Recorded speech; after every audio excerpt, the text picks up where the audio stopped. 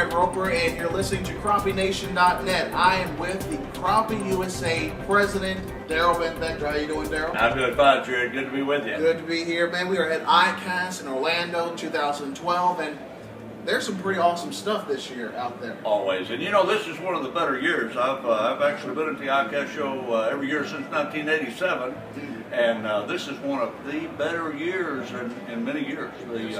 All the manufacturers are upbeat. Economy seems to be working in a positive direction again. And a lot of new products out this year for the anglers. The crappie anglers are going to be real happy to see some of the things coming out. Yeah, I told, when I did the intro, I said that I saw a lot more products than I've seen previously for crappie fishing. A lot of new poles and things. And that's just a plus. A lot of people are now starting to open their eyes. A lot of these bass companies are starting to open their eyes to the crappie industry and know that, hey, it's growing and we do consume products. That's exactly right. That's a plus. But I want to talk about, as he would say, his soapbox, a issue that should be all of our problem, okay, and something that we should really start paying attention and do our part as fishermen to solve this problem. What, Darrell, if you can educate us on the Asian carp, aka flying carp. I would love to, Jared. Let me just say this about the species. Many of us live on bodies of water where we see this fish come out of the water and actually jump across the boat and things like that. They're a nervous type species, and so any kind of vibration will actually bring them to the surface. Now, we are only seeing the silver carp. That's one of 4 varieties of the Asian carp. We have the black carp, grass carp, silver carp, and bighead carp. The silver carp is the only one that jumps into the air. So the others are all out of sight, out of mind.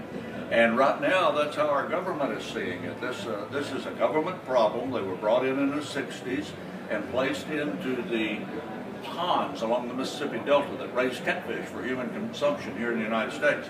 And they were brought in strictly to control vegetation, plankton, zooplankton, dalphia, all those type of microorganisms in the water.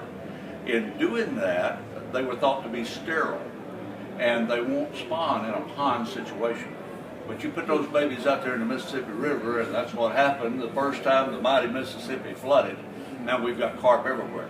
They spawn quite well in current situations. They not only spawn well, they spawn 4 times a year, up to 4 times a year. Wow. Contrary to our other game fish species. So that's why the influx of these have manifested themselves so quickly.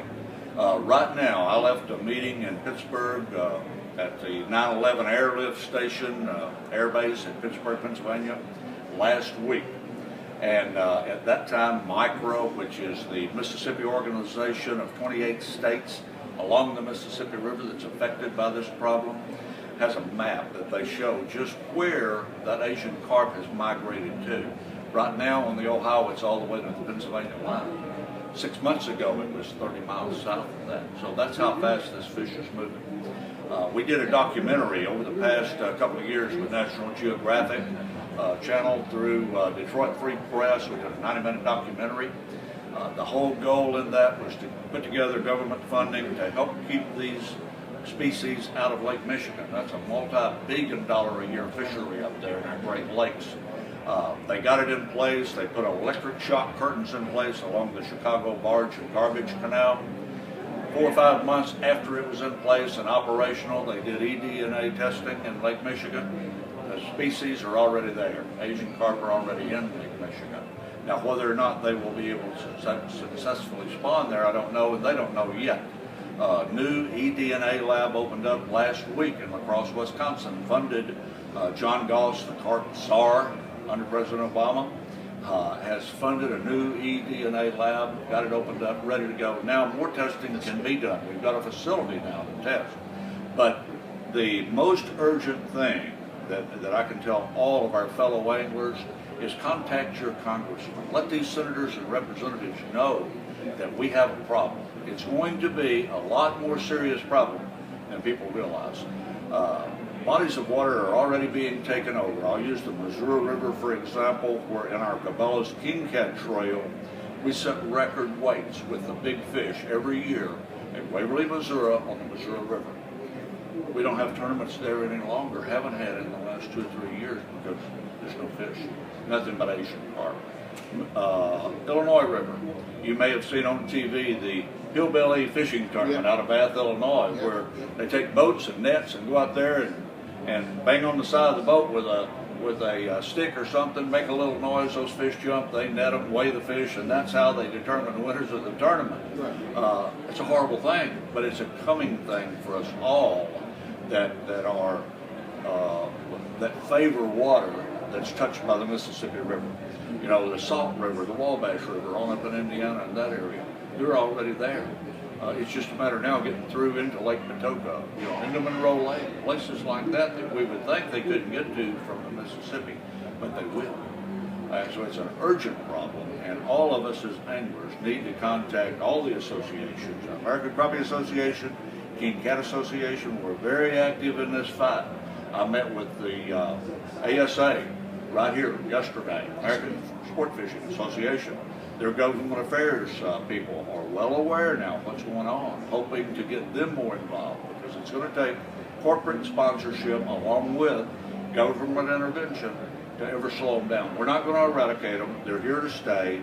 They'll never be without Asian carp in the waters. But we can slow them down by commercial fishing methods and things like that. Laws have to be put into place, and it takes time.